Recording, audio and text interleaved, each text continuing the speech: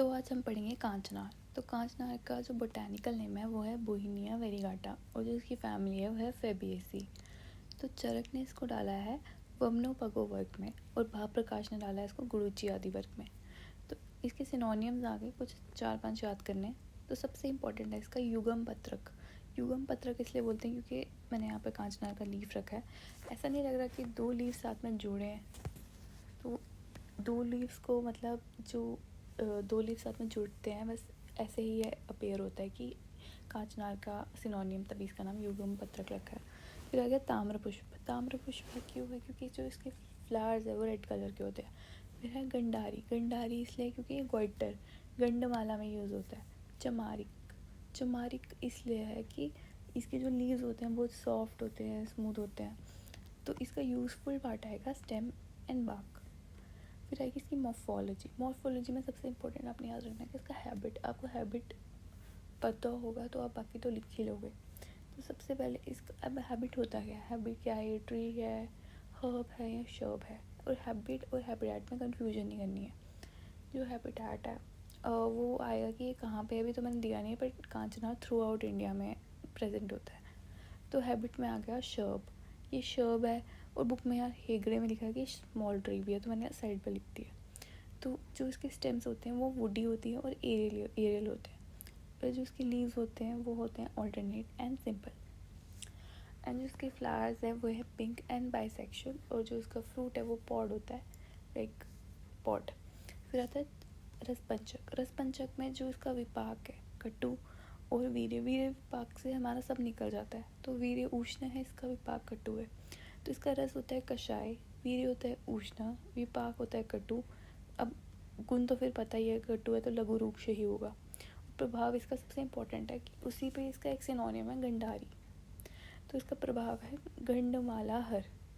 तो इसका दोषकर्म। दोषकर्म में क्या आ जाएंगे? इसका आएगा कफ पित्त शामक। फिर आएगा इसके थेरेपेटिक इंडिकेशंस। मैंने यहाँ पर TI से बताया है। तो सबसे इम्पोर्टेंट गंडमाला।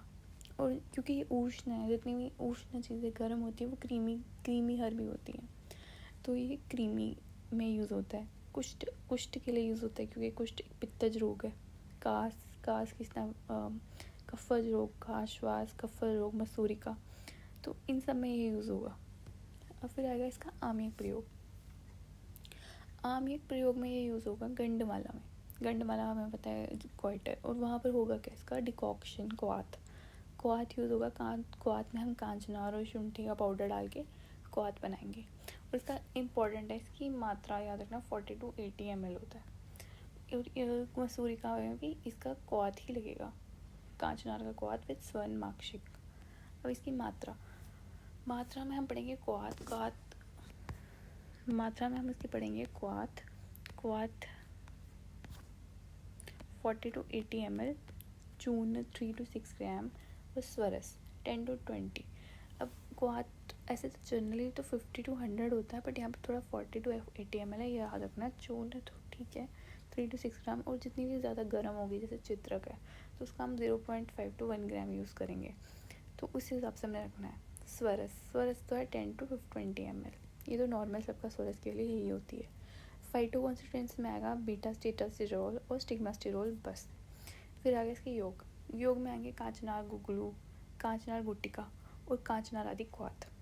तो ये जो कांचनार गुगलू है, गुट्टिका है, ये दोनों ही गंडमाला में यूज़ होंगे, तो जी से गंडमाला याद रख लो। फिर है कांचनार क्वाथ जो होगा वो मसूरिका में यूज़ होगा। फिर अब इसके MCQs आ गए। तो MCQs से हमें थोड़ा पता चल जाता है कि पेपर में कैसे आ सकते हैं। तो जो यूज़फुल पार्ट पूछ सकते हैं कांचनार का क्या है, तो हमने बताना स्टेम बाक। कांचनार का गंडमाला क्या है, गंडमाला हर क्या है, तो हम बताएंगे प्रभाव है इसका। जो कांचनार का पुष्प है किस में यूज़ होता है, क्या करता है, उसका कर्म क्या है, संग्राही। जो कांचनार का जो है क्वाथ और शुंठी वो गंडमाला में यूज़ होगा। फिर वही कांचनार गुगलू कहाँ पे यूज़ होगा, गंडमाला में, आज हमने यहाँ पे देखा। फिर आएगा इसका युग पत्रक। ऐसे मैंने बताया था कि बहुत इंपॉर्टेंट सिनोनियम है। तो ये जो युग पत्रक है ये कांचनार का ही सिनोनियम है, और गंडारी भी कांचनार का सिनोनियम है। So that's it for this video.